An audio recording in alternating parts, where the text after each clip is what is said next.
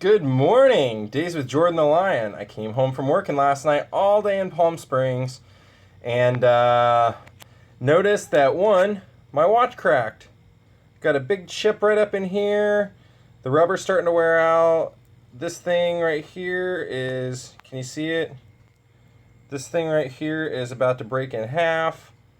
So this watch is pretty much on its last legs.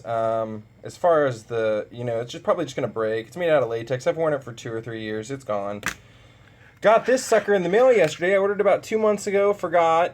It's only like $2, but what I liked about it is it kind of looks kind of Captain EO or kind of Star Warsy, and it glows blue. You can't really tell because I got the flash on here, but I got that for when I go to Disneyland. So new watch, replacement, sweet.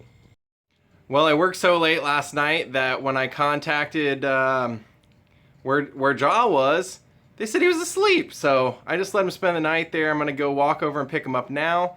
But one of the things that I realized after I posted the vlog last night was that when I first went into the store, I had actually taken a pile of my cool mementos and memorabilia into the store. If you're catching on to this later, it was the Hollywoodland Antiques episode. I wish I would have got Jeff's reaction to some of the stuff I had. He really liked what I had. But since I didn't film it, I was worried I might run out of memory on my camera or just run out of time or whatever. I just went ahead and put the stuff that wasn't mine on there. But I figured I might as well show you everything that I took into them right now so that it'll still be fresh in your mind, and I can kind of explain to you what some of my favorite things that I have are. So let's start here. I took in this autographed picture of Francis X. Bushman. You may not know who he is. He was a big-time action star in the late teens, early 20s of silent movies. He was in Ben-Hur. That was his most notable thing, but he was really the king of the movies. And one of the things, I'm going to do an entire vlog on him, people don't really know about him, was that he was the body for a lot of the statues that you see all around the country. Francis X. Bushman had a pretty fantastic body back then. He really believed in working out every day when people didn't really do that. He did calisthenics, he did medicine ball kind of workouts. And there he's a young Bushman. So one thing people may not know about Francis X. Bushman is that he was the original Romeo and caused quite a controversy because he started having an affair with his Juliet. His wife divorced him and he ended up marrying his Juliet, Beverly Bain. They tried to blacklist him. Louis B. Mayer even sent a 25-page telegram to try and have him banned, saying that his contract would not be renewed, and Universal picked him up right away. He had a top-notch physique, and so a lot of statues that you'll see in Chicago and Washington, New York, those were kind of his stomping grounds. He was that's how he made his living. He had a couple of kids. He had to figure out a way to make some good money. And he was the model for sculptors that were hired to do statues of famous people or famous events. And there he is depicting Francis Scott Key. There's Bushman. Took this picture in of Francis X. Bushman, older than sin. I mean, if you look at the back of it, you can just, you can tell it's pretty old. And this I got from a guy who claims he got it from Mary Pickford's estate. I also took this in, which this is Francis X. Bushman's passport from when he made Ben-Hur. That's what this part is back here. This was a picture that the person I bought it from threw in. It was a young picture, and this was a pay stub from one of Francis X. Bushman's pay periods from Universal. How do I know all this stuff is authentic? Well, it's pretty easy.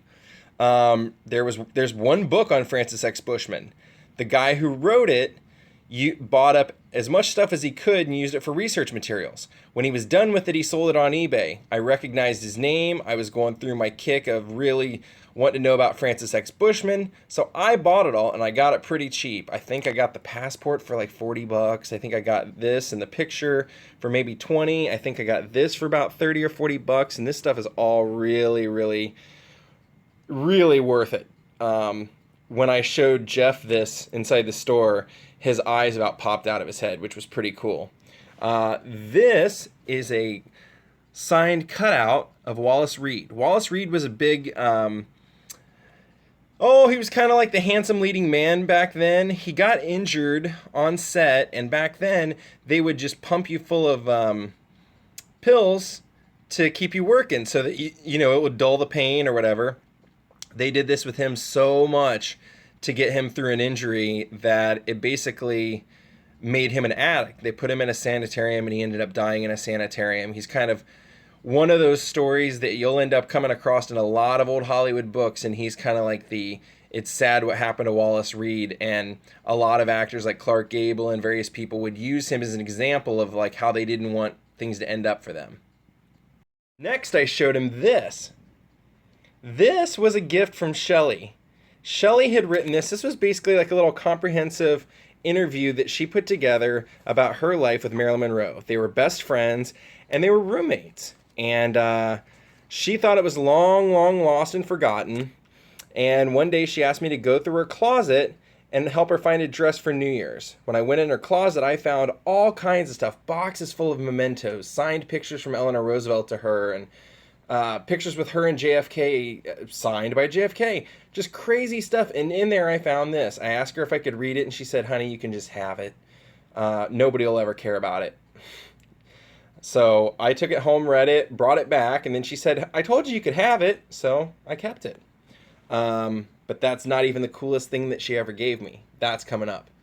I took this in and said, I don't know if this is real or not. I bought it on eBay years ago.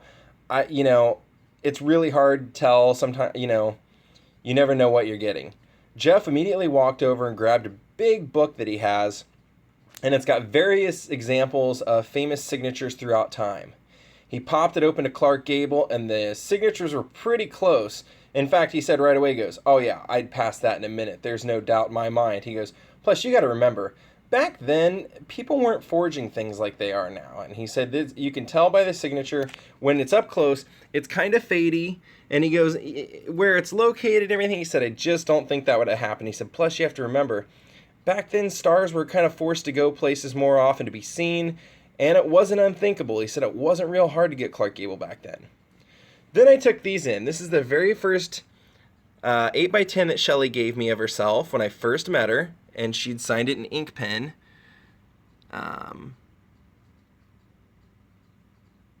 For Jordan, good luck always, Shelley Winters. And then that day that I went through her stuff in her closet, I found a bunch of 8x10s, probably every 8x10 she'd ever taken. And I found this one, and I asked her if I could have it. I found two of them, so I said, can I just have one? And she had a great sense of humor. So she put on there, for Jordan, if only we were the same age or close. She was great. And she had signed like DVDs of mine and put stuff like that on there anyway. I'm going to skip over, and then I had these baseballs. This one's signed by Ted Williams. This one I just love because I'm a Reds fan. Ken Griffey Jr. and Ken Griffey Sr. on the same ball. That's not that easy to come by because they don't do signings. They won't sign things that the other one has signed anymore. That's just kind of one of those weird things about them. You had to get it when you got it. And I came across it pretty cheap in a store. I think I paid $50 or $60, but I could easily sell this for probably $150 or $200 if I ever needed to. And then this is what they call the No-Hit Kings Ball. Signed by Sandy Koufax, Nolan Ryan, and Bob Feller. This is where we get to my favorite parts of my collection, probably. Okay, well, let me start with this. This was a gift from Shelley. This is a cigarette case. I actually have it upside down. Whoops. That's what happens when you're trying to look through the Viewmaster of your phone. It's a cigarette case. Most people wouldn't even know what that is because you're not allowed to smoke anymore. But it's a dragon, you can tell. Pretty cool. Shelley gave me this, and what she told me about it was, she said, read my book. Okay, I read your book. Went, got her book, started reading it. There's a story she tells in there about how she was dating Errol Flynn, but Clark Gable was told to come pick her up and take her to a party at Errol Flynn's house. When Clark Gable was over there hanging out, she was talking to Shelley's mom and talking to Shelley's dad because Shelley still lived with her parents. in an apartment they all shared. And it was actually where I used to live. I didn't know it at the time, but they lived on, there was a big actor's apartment on Orange and pretty much Hollywood Boulevard. So that's where they lived. Clark Gable came over to pick her up, sat in the living room, talked to her dad. When he left, he forgot his cigarette case. She just never gave it back to him or whatever happened, but she knew I was a major fan. I would always ask her questions about Clark and this and that. And one day she just said, "He left that at my house. Would you like to have that?" So I have it. This is something that I purchased online from the same guy who wrote the book. And this I love.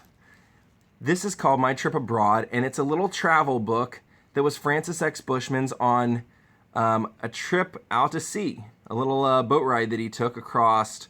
I think he went from New York to London or something like that. But this is his account of his trip. It's signed. He put his address and everything in there. He's got notes, 1932. But what I love about it is as you start going through this, he had really great handwriting. I got to parts and I would start reading, and it's funny how much of history he actually cataloged in here. Look, he says, wire from William Hart. No word from Wally Beery. Isn't that crazy? Atlantic City. What I love is that there's a place in here, one of the pages, where he says, got into a scuffle with 2 guys on board last night, sent them to the infirmary. Look, oh, I think it's somewhere in here. Black eyes, looking. Oh, their mascara must have been running. He's telling a story here. Sunday music, cloudy, rough sea, white. Look at that. Isn't that awesome? Midnight rain. So he keeps a pretty detailed account, no sleep, of what he did on this thing. And I just love this. This will be one of those things I never get rid of, and I just absolutely love it.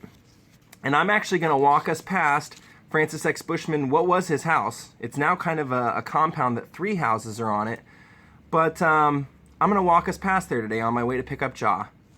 So now on to my absolute favorite thing that I have. Shelly gave me this. One day, I always walked over to her house after I got done with work, and I always had a book. I was always reading a book. And one day I had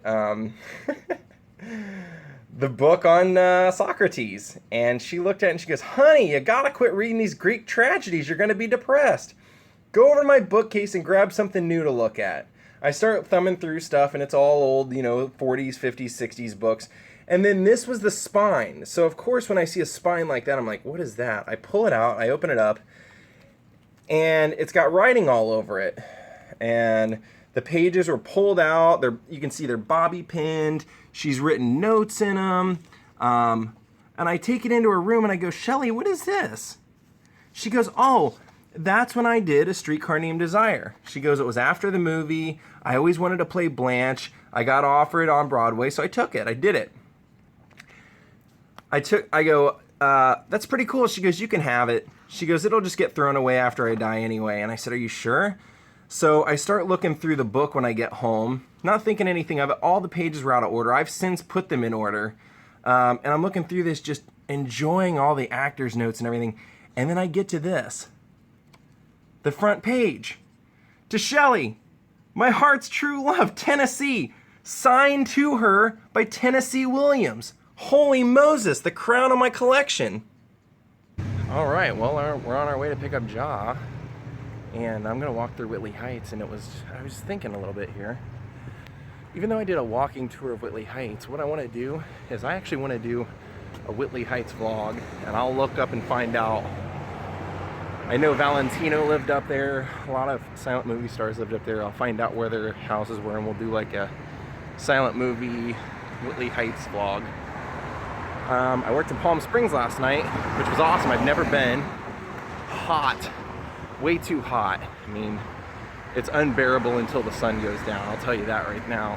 But one of the main reasons I've wanted to go was I always wanted to see William Powell's house. William Powell lived there for like the last 20 or 30 years of his life. And the house that he lived in, they actually have like a placard memorializing that he lived there. And he lived pretty close to Frank Sinatra, Elvis, various people. So I've always wanted to vlog that, so I'm going to. When I mapped it last night where I was at, I was only like 2 blocks from it, but I was working. I couldn't get over there. And who's in the limo? Since I talked so much about Francis X. Bushman today, I really feel obligated to at least show you his property up on Whitley Heights, and then I'll go more into detail. I'll probably even just reread his book so that I have as much information as I can. Somebody like that, I really want to give it comprehensive time and a comprehensive vlog, because he's not Charlie Chaplin, he's not W.C. Fields, he's not somebody you can find a ton about, but he was the king of the movies back then, and that's what blows my mind, is that he's forgotten. So I'll be walking up there. I don't remember how I found out this was his address.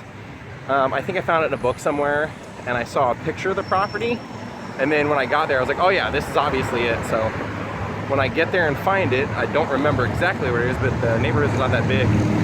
I'll put it on here and show you. And then I'll look and see if I can't find, I can't believe that guy behind me didn't want to turn around.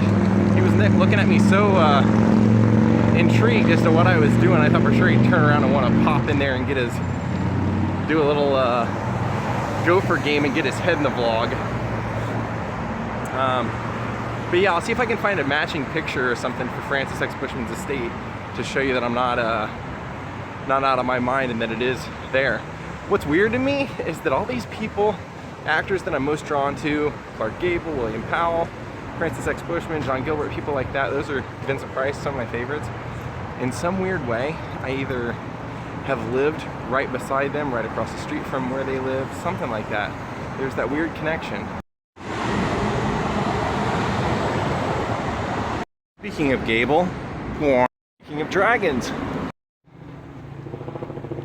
found it. Right at the top of this driveway was Francis X. Bushman's estate, where this gate is. Now I think that it's actually 3 or 4 estates now. I mean, it's private. But yeah, this was it. He had a massive property. And that looks like a pretty old house. Older than these others. But this would have been it. That would have been it. Looks like there's 5 houses worth of property over here. And I'll see if I can't find a picture of the property. This is where silent screen superstar Francis X. Bushman lived.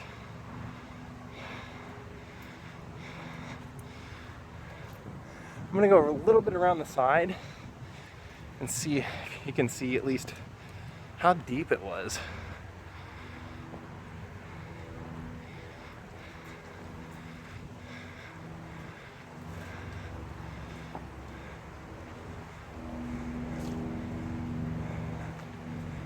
That's parking here, so it probably at least went to where this house starts. Basically an entire block.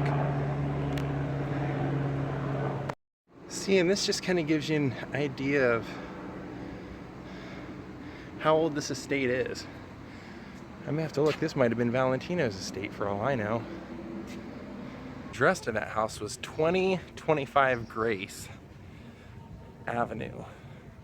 So I'm gonna look that up and see if I can't figure out why it's deemed a historical place, because you would think if that is, Francis X. Bushman, his estate should be.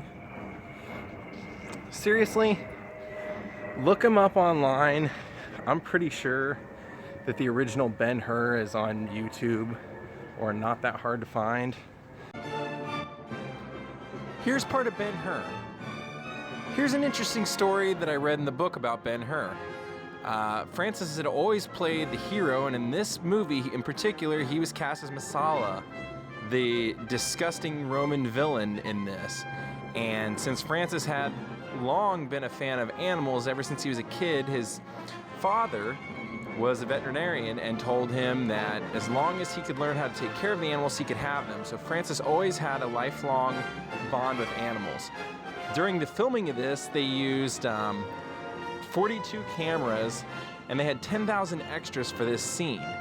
One of the stuntmen who drove one of the chariots died. Francis was thrown off his chariot and received a laceration, but continued to keep filming. They said that there were 53,000 feet of film shot for this, and Francis had to zoom past the cameras at least 40 times. He said at the end of it, he was probably the most experienced chariot driver anyone had ever seen.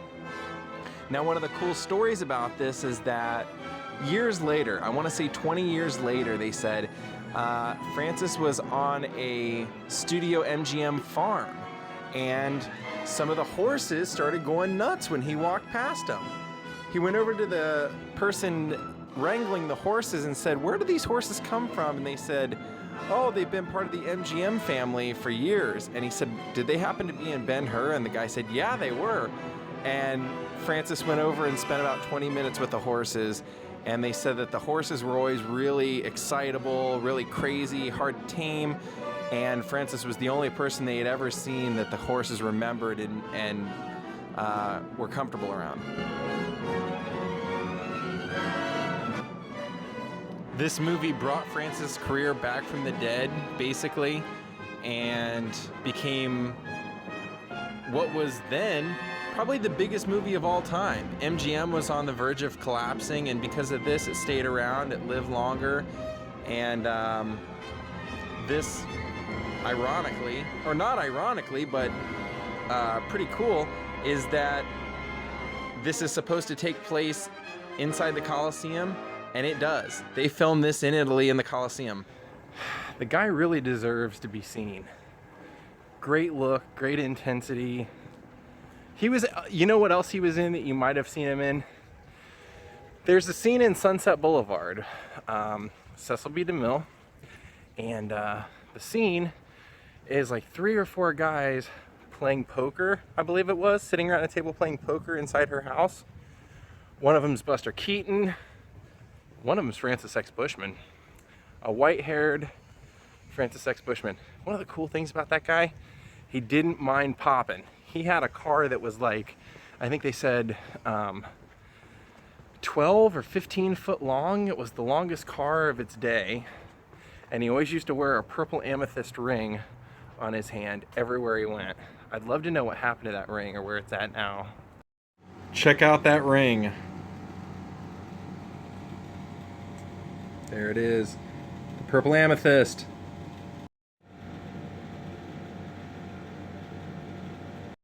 You might remember in the vlog, the very first vlog that I did where I went to the Hollywood Bowl with Michael for the Rodrigo and Gabrielle concert, I was looking for the steps. Here's a sign for the steps. Here's the steps, and we're gonna take them. See, back then, this must have been a big thing, you know? People didn't mind walking because we're in a completely different neighborhood and part of the city from the Music Box steps from Laurel and Hardy. But these kind of steps exist all over. They're all over Silver Lake. They're all over Whitley Heights. They're all over this whole city. Look at that, somebody's backyard. Little pond.